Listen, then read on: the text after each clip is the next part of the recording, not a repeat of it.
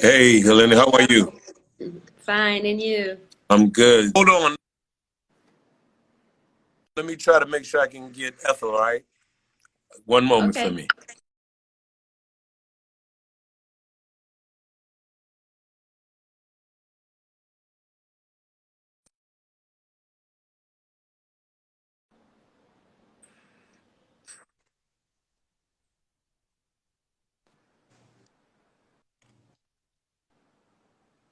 All right. At least, Helena, I know I got you. Ethel was saying, hey, I need the translation help, so it's a good thing.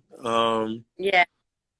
But I know we have you, and hopefully we'll be able to get her on as hmm well. But I want to just say first and foremost, welcome.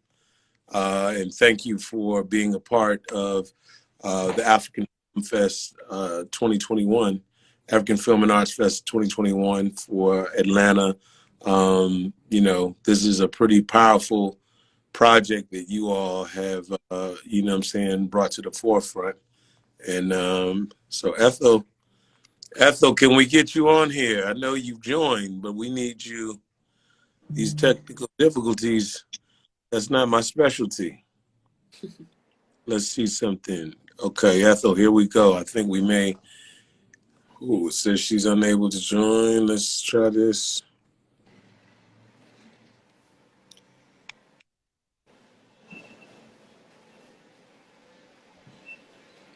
Yeah.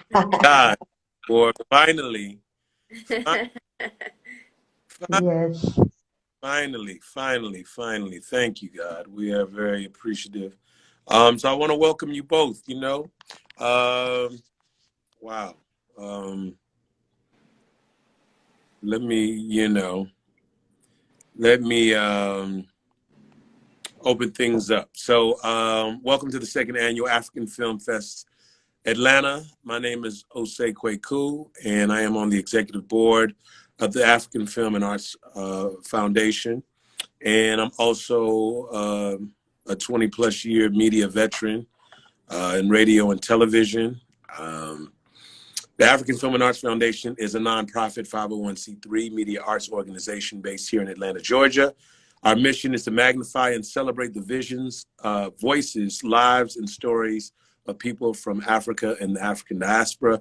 We execute our mission currently producing two main events, Cinema for the Culture, a monthly film screening, and a conversation or in-person conversation with filmmakers, in the African Film Festival Atlanta, which is a 3-day festival showcasing films from around the world. Our theme this year is redefining the African voice, one story at a time. Being responsible for highlighting the brilliance of new and emerging filmmakers is a feat that the AFFA is committed to being a forerunner in. This festival offers the opportunity to support the ever-growing African film community in Atlanta. Atlanta has a significant number of African immigrants, and it is reputed to be the third largest settlement for Africans in the U.S., coupled with the fact that Atlanta is the epicenter of the film industry in Georgia, a state that produces the largest quantity of films in the USA. A homegrown African film festival in Atlanta is long overdue. So, these beautiful women who have joined us, these queens who have joined us to share some very, very powerful information as it relates to Black women in power. I want to just say welcome and thank you all. What would you want to share? What would you want to say to the people who are joining us about this film, Seeds, Black Women in Power? I know that, Helena, in terms of writing the screenplay and being a part of that, I'd like for you, I know you're helping with the translation as well. So, thank you so much for that. And you're joining us from Brazil. We need to acknowledge that, correct? Wow. Yeah. Oh, we're truly in our diaspora, in the realest way. So I'm sure everybody who's watching can appreciate some of the technical difficulties. You know how it is when we get in touch with family.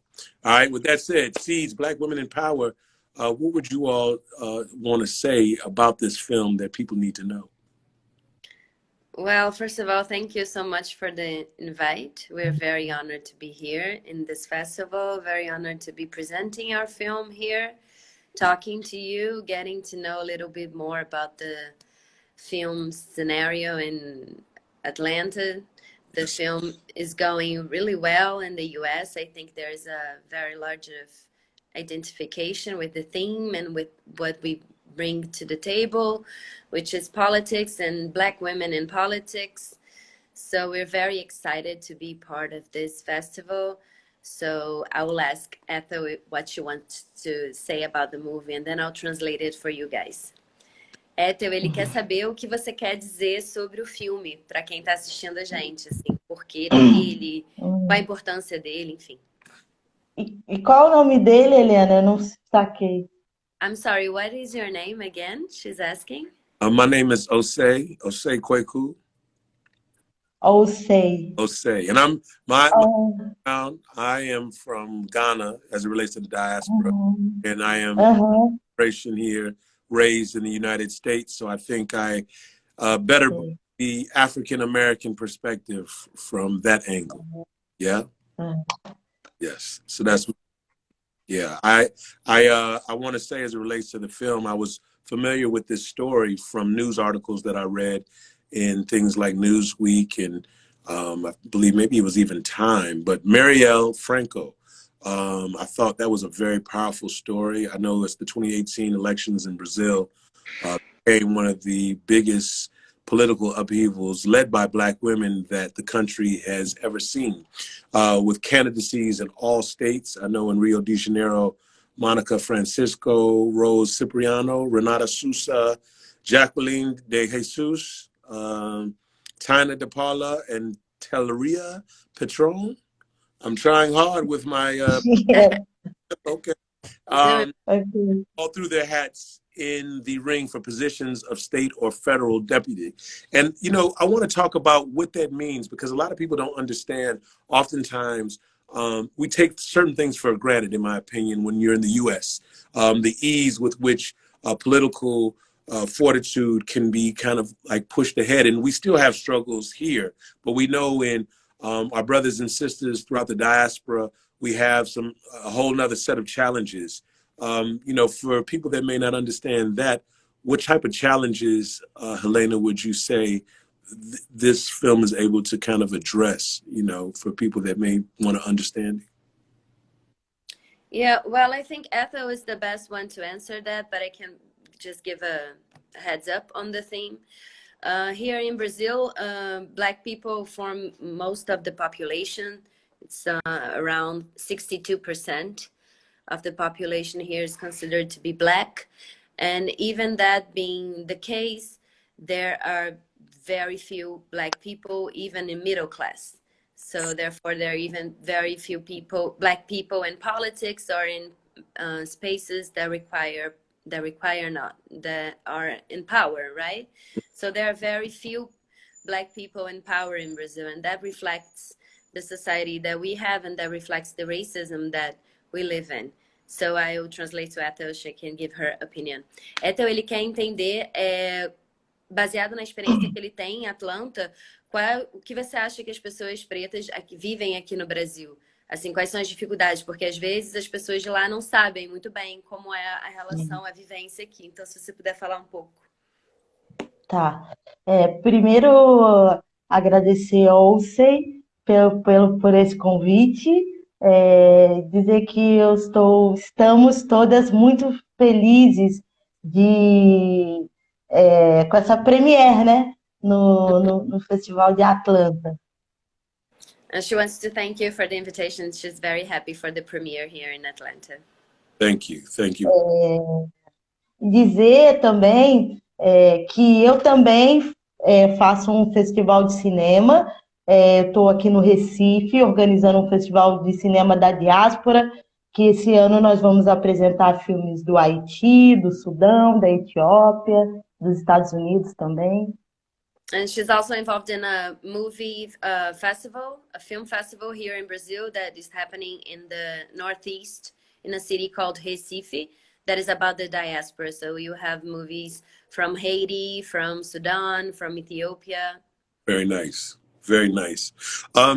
Helena, could you ask Éthel, and if you're just joining us, Éthel, Oliveira is one of the creators of this film.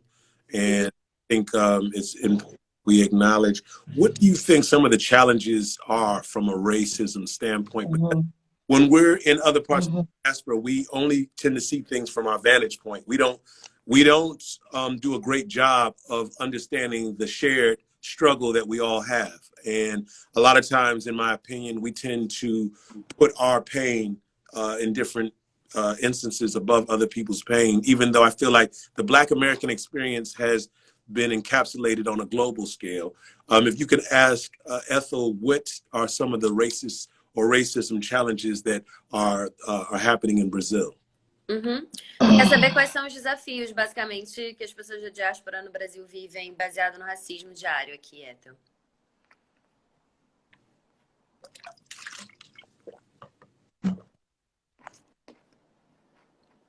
Éthel?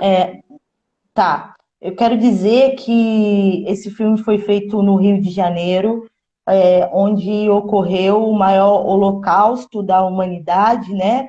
É no Porto do Rio de Janeiro que chega o maior número de pessoas escravizadas de todo o mundo, né? Okay, so she's saying to us that this movie was made in Rio de Janeiro, which is the capital of the human Holocaust. In terms of the amount of people that were brought from Africa to Brazil, is the largest harbor that received enslaved people for all the period of slavery. In the world. Então, yes, in the yes. world. Okay. Yes, in the world. Yes. Então, há 500 anos, o povo preto e principalmente as mulheres pretas têm se organizado politicamente, né, para superar a condição de pessoas escravizadas no Brasil, há 500 anos. So for the last 500 years, Black people, especially Black women, have been organized themselves to resist slavery and resist all kind of oppressions here in Brazil. Wow. Então, essa experiência, como a experiência do racismo no Rio de Janeiro, ela é uma experiência muito forte, né? Então, dizer que o Rio de Janeiro é esse grande laboratório de extermínio da população preta no Brasil. So, being that Rio is thought out this way by slavery and by oppression, that this city is also the host, almost, to be a laboratory of extermination of Black people.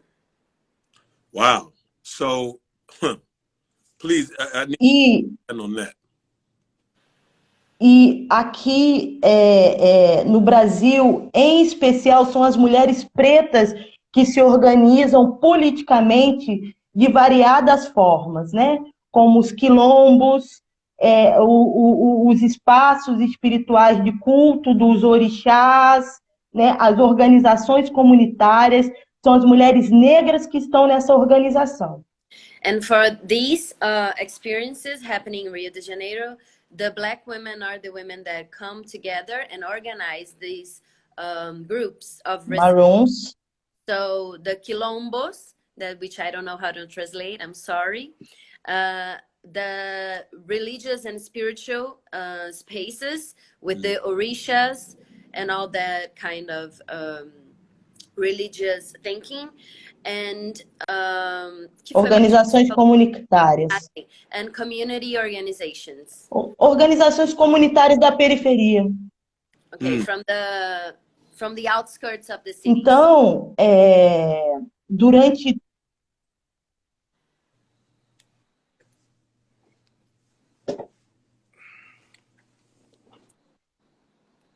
If you're just joining e as mulheres negras, elas se organizam muito forte.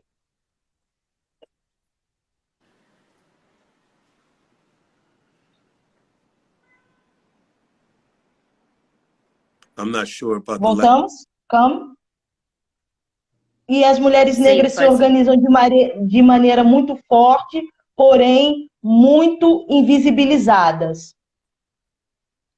So therefore, Black women, they are organized in a very strong and very strong way, but they are also very invisibilized. They're not seen. Could you ask her, Helena, about what marginalization that Black women as a whole experience in the country of Brazil? Because we know what's happening here in the U.S. and many things are being, we're on the heels of just receiving the Kyle Rittenhouse verdict in America, which is the biggest story. And it has some huge ramifications, I think, globally. And I think people, and understanding what Black Lives Matter did around the world in terms of inspiration, I wanted to understand how Brazil engages or sees that, and also where Black women are placed in terms of value, because in America, it seems like Black lives don't have value. Around these protests, we're seeing that more and more. And I think there's a sentiment where many people in Black America are also looking to travel outside in terms of going to other places in the diaspora to live their life. So how with Black women, Helena, in that capacity, how are they valued in Brazil? And how does everyone look at what is happening in America and what do they take from it? Então, Éthel, você quer saber qual é o tipo de marginalização que as mulheres negras sofrem no Brasil. E baseado nessa estrutura do Black Lives Matter, que foi um movimento que tomou conta e impactou, né, todos os outros países globalmente, se pode ver hoje em dia que nos Estados Unidos parece que as vidas pretas pouco importam. Então, ele, botando em perspectiva com o Brasil, qual é a sua opinião sobre o movimento nesse sentido? E se você acha que as vidas pretas aqui no Brasil importam e, enfim, falar sobre a marginalização das mulheres. Dizer que essa marginalização ocorre quando as mulheres negras são invisíveis e isso criou um pensamento brasileiro que elas só servem para o trabalho doméstico e para o trabalho sexual. E quero completar, Helena.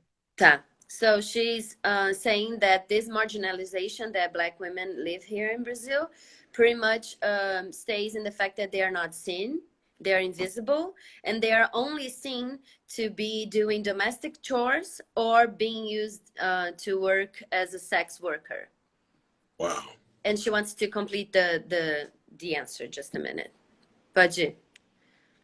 E no Brasil acontece, como aconteceu com o George Floyd, todos os dias, 10 vezes mais. And what happens in Brazil is what happens in the US regarding George Floyd's murder and all of that, but 10 times the incidents, yeah. Wow. Então, há muita movimentação, como Black Lives Matter, há muitos anos no Brasil, principalmente das mães que perdem os seus filhos assassinados, principalmente pela polícia brasileira, que é a mais letal do mundo. So there's a lot of movements regarding protecting Black lives here in Brazil. They've always existed, and they're most of the times led by Black moms who lost their children to the police brutality. Wow. Because Brazil's police is the most lethal police in the world. Wow. Wow. What does Éthel think about the over-sexualized nature of the Black body, particularly Black women? When she made the comment about Black women being seen in this capacity doing domestic chores, which essentially sounds like they can only be workers on a very menial level, almost like slaves, essentially. What is that like, and is there anything being done to combat that in Brazil? Éthel, ele te pergunta sobre o comentário que você fez da hipersexualização do corpo das mulheres negras em relação ao trabalho delas. E como você vê essa hipersexualização em relação às mulheres pretas serem vistas somente como domésticas, como você também colocou, o que você vê que vem mudando, ou se há alguma coisa que vem mudando? Eu acho que vem mudando pouco, muito pouco, uma vez que nós, pessoas pretas, temos outras relações com o corpo, né? Nós que somos, que temos a ancestralidade africana, pensamos o corpo na sua integralidade, com o espírito e com o pensamento, né? Isso é uma coisa nossa que a população branca não consegue alcançar essa não distinção. Okay, so regarding the hypersexualization of Black women's bodies, she's saying that because Black people have a connection to their ancestrality, to their African ancestrality, they have another relationship to their body. Their body is something that is a whole. It's connected to your spirit, is connected to your intelligence, connected to your head. And that white people here in Brazil does not achieve that kind of connection. Therefore, being that they are in power, few things are changing regarding the hypersexualization of Black people's bodies here. Então, como no Brasil há um destaque muito grande para as questões negras na parte da cultura, né, como o samba, a dança, o carnaval, nós, povo preto, ficamos encerrados nesse lugar apenas do corpo e não da elaboração criativa.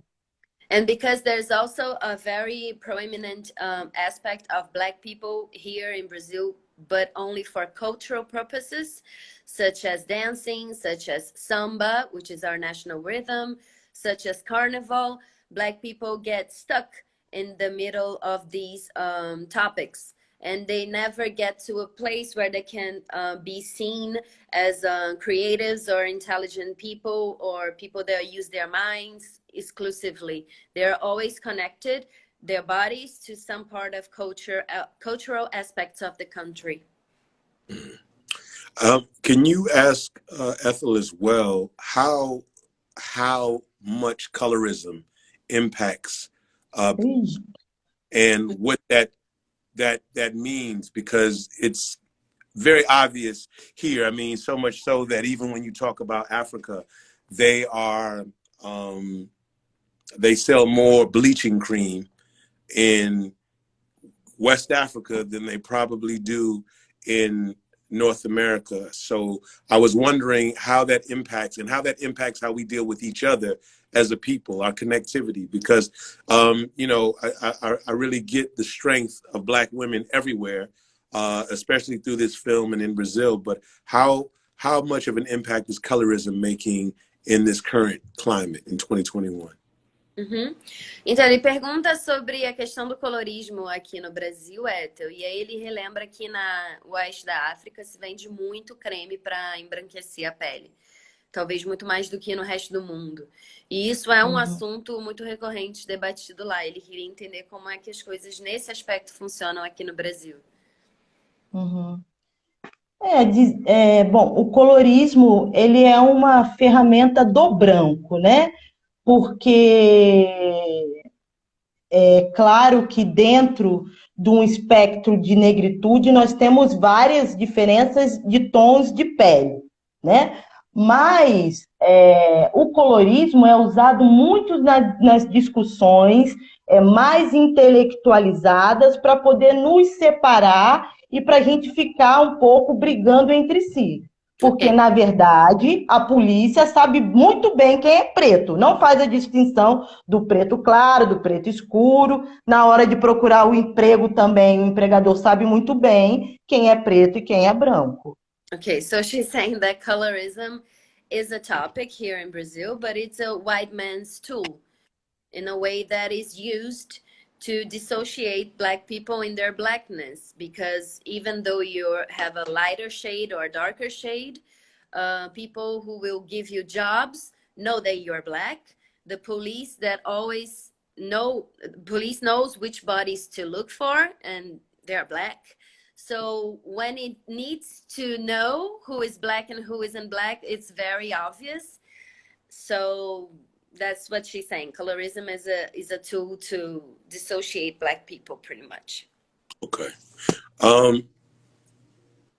With these women really being at the forefront politically, what does the future look like for Brazil? How realistic is true change as it relates to what can actually be done, right now through some of the things that we've seen most recently? And it's unfortunate when you have deaths like that of Marielle Franco, which was a big deal. And I felt like it just attracted a lot of attention. But what do you think, realistic change looks like modern day in Brazil? Uhum. Pensando em uma política e um futuro com mulheres pretas no poder e vendo o que aconteceu desde o assassinato da Marielle, Éthel, o que você vê que está acontecendo ou qual é o futuro que você vê possível se apresentando na sua frente? Bom, eu acho que as mulheres negras têm um projeto bastante profundo para a reorganização do mundo. É ao sul do mundo que virá toda uma revolução em termos de política e de meio ambiente, pensado através das mulheres negras, das mulheres lésbicas, das mulheres trans. Okay, so she's saying that she thinks that Black women have a very Black women are very organized in a way to create a new sense of world. So what she's pretty much saying is that all the revolution that we aim for, that we expect from regarding climate change, regarding environmental issues, regarding racism, all of that will come from the south of the globe and will come from Black women and lesbian women and E dizer que nós desejamos agora sulear o mundo. A gente não quer mais olhar para o norte. O norte não ofereceu nenhuma possibilidade de equidade e de justiça para todo mundo. É o sul do mundo, é a experiência indígena, é a nossa experiência que vai curar o mundo. And the idea now is to, how can I say it? To strive to the south in a way of thinking, in a way of mentality, that the ideas that will really change the world and really reorganize our social structure will come from the south. Since the north has never offered us a very good narrative or a very good life regarding being Black or being from the south of the world. Okay. When you say the south, are we talking about southern Brazil or the No, we're talking about south hemisphere. So below the equator line. Okay. And now I think I love the perspective. I'm curious how Éthel sees Black America when it comes to just, any of the strides that have taken place with race, from an American, because I thought it's very interesting, because even in America, we look at the South differently than the North. And when she mentioned the Southern Hemisphere, I think that's a very strong statement. Why does she feel that that's the case there? Uhum. Então, o que você acha da América preta? O que você acha, né, das pessoas pretas nos Estados Unidos, a experiência delas? Qual é a sua visão? E ele achou muito interessante a sua visão sobre o sulear, né, das ideias, etc. Até porque no próprio Estados Unidos as pessoas do norte veem as pessoas do norte veem as pessoas do sul de uma maneira distinta. Então, como você acredita que esse plano é possível de ser posto em prática, do suleamento? Ah, diz para ele que a única coisa. Bom, eu conheço os pretos dos Estados Unidos através da música, né? Assim, Steve Wonder, Nina Simone, é, o Joe Coltrane, Alice Coltrane. Eu conheço a música, né? Assim, eu conheço a experiência da música. Okay, so she's talking about the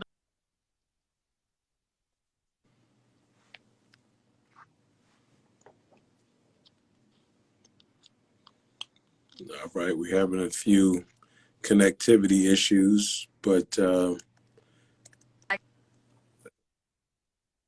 Helena, can you hear me? America. She knows all the music and the culture, like Nina Simone I'm sorry, Helena, because and all of that. the connection was a bit rough, so I didn't get that last translation that you were giving us. Yeah, so Éthel was talking about the fact that she knows Black American, that she values a lot, especially culturally speaking. She is very influenced by Nina Simone, John Coltrane, and all of these great musicians. And also, we adore Donald Glover, your own truly from Atlanta. So we're very into that. Right. That's very powerful. I wanted to ask her one last question. I know we were going to take about 30 minutes, but I guess perhaps at some time or at some point we could really kind of expand the conversation in terms of talking about how they see themselves in the diaspora, because I realize that some people in the Latin world who they might be as dark as I am, but they don't identify as Black. They see themselves as something other, which is why I asked the colorism question, because the things that I have seen, and I'm not sure, Elena, if you have any thoughts on that as well, and maybe where that stands. And I wanted to get, the perspective on what we have happening in America with Kyle Rittenhouse. Yes. The trial is coming. How does that look to Brazil? So here in Brazil, we have a very spread out myth, which is called racial democracy. Here in Brazil, there is an idea called racial democracy that was installed and that was developed, and people really do believe in it. So I'm sorry? What does racial democracy mean? Yeah, I'm going to explain. Racial democracy is pretty much saying that we are all the same. We live in Brazil, therefore we are Brazilians. Maybe the only difference that we have between each other is that we are Black, or we are poor, or we are not poor, we are rich.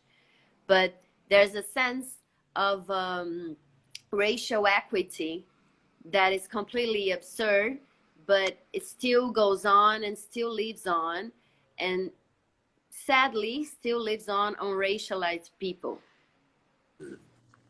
So you have a lot of people that should be speaking up, or artists, or athletes, or people that have some kind of visibility, saying that things like we are all the same, we have none, maybe we are rich or we're poor, but that's the thing, and race doesn't count, race isn't really a thing. And for the past 4 years, it has intensified a lot, because these celebrities, right, athletes, and they live abroad, they play abroad, and in the other countries, this speech does not qualify, this speech does not go well, right? So being said that, as Éthel did say before, Black people here in Brazil were, of course, enslaved, like in the US, but we did not have the affirmative policies that you guys did. So for a long time in Brazil, Black people were prohibited to go to school. Black people were thrown in the streets after the abolishment of slavery, with no education, with no money, with no support. And once they start working in the streets, selling stuff or construction working or whatever, or just being in the streets, right? Being useful or helpful or just trying to get the bread, people would arrest them because it was a crime to be in the streets doing nothing. So it's been a persecution for over 500 years. That's the truth. And the thing is, we are still a very segregated country. If you come to Brazil and you go to like a good restaurant or you go to a concert that costs you, I don't know, 100 reais, you see few Black people. And if you go to the favelas, which are what you would call slums, I guess, or I don't know if that's the word anymore, but what you used to say ghettos, Yeah. 97% of the population that lives there is Black. So we live in a apartheid state. Yeah. But it's a veiled one, right? It's not an open one like in South Africa or the US in the 40s and the 30s. So that's the situation here. We are trying to change that through politics, through this movie, through Black people's movements, and also the consciousness of white people being aware of their privilege, being aware of the amount that they have compared to these people. Okay. So it's a struggle. It's a daily struggle. Yes. Helena, I know we lost Éthel. I want to thank you both for joining us from Brazil. Thank you very much, Jose. No, we really appreciate it. My last question for you would be, how do my brothers and sisters in Brazil see, I know you talk about the 500 year, and I like that you acknowledge that it was a lot longer than what it was even spoken upon during the year of return. How do they see the year of return? Because I think that in 2019, I mean, I know that Catholicism is big in Brazil and the church and what have you. And then I also heard you speaking about the Orishas and, you know, a lot of indigenous things that many people are still starting to are just beginning to really reacquaint themselves with.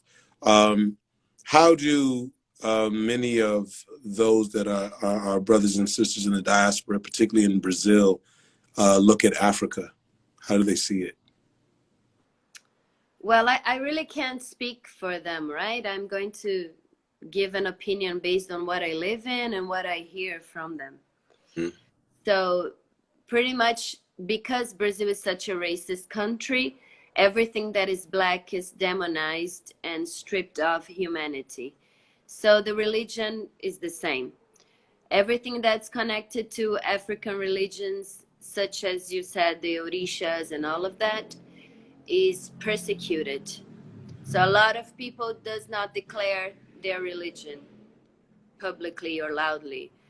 Or sometimes they do, they live it, they have a space where they can worship, and even so they have their space of religiousness broken or destroyed. Here in Brazil, Catholicism is very strong, but for the last 30 years, the evangelical movement, especially the neo-Pentecostal, I don't know that in English, but it's very, very strong here, especially in the outskirts of the cities and in the favelas, and it's very much a part of everyday people's lives. So these kind of religions, some lineages of it are very racist. So they are very against any kind of relationship with Africa, with Orishas, with any kind of ancestral themes. And so I really cannot say how people see Africa from Brazil. I think there are a lot of people who are very interested, have a deep connection, a deep roots. There are a lot of people here that study about it, that travels to Africa to reconnect with themselves, with their stories, and also to do this this crossover of information, right? Mm-hmm. But I still think Africa here is it's not as popular as it should be, in my opinion. Okay. Thank you, Helena, for, your translation skills and your perspective. Thank you. Do appreciate it. I think these are necessary stories that need to be shared and discussed, and all the stories in the diaspora are valuable. And I'm looking forward to the day that you all can actually be here in Atlanta with us, Sure. really, create more conversation around these discussions. So I just want to thank you again. Any words you want to share for everyone on this side that may be familiar or want to get familiar with the film? Yes. So thank you so much again for the invitation. We're very happy to be here, to be able to speak with you a little bit about Brazil and how Black people are perceived here and the experience of the diaspora. Thank you so much for the festival to select our movie for the premiere night. We are very honored with it. And if you're interested in women in politics, especially racialized women, especially Black women in politics and Black women in power, which politics means, because all of the decisions upon our bodies are decided in politics, institutional politics. So women everywhere, if you're listening, if you're seeing this, be aware of politics because it affects our bodies. And that's what we try to bring with the movie, that we are mostly necessary in politics, we are necessary in power, and we must occupy these spaces because they will never give them to us. Yes. Wow. Helena, thank you so much. I really appreciate you. Seeds, Black Women in Power is our inaugural film for the African Film and Arts Foundation here in Atlanta. We thank you so much for your contribution. Please send Éthel. Éthel Oliveira was one of the directors. She was with us. So we want to just send positive energy to all of you and, much love and appreciation. All right. Thank you. Bye-bye. Thank you. Take care. You too.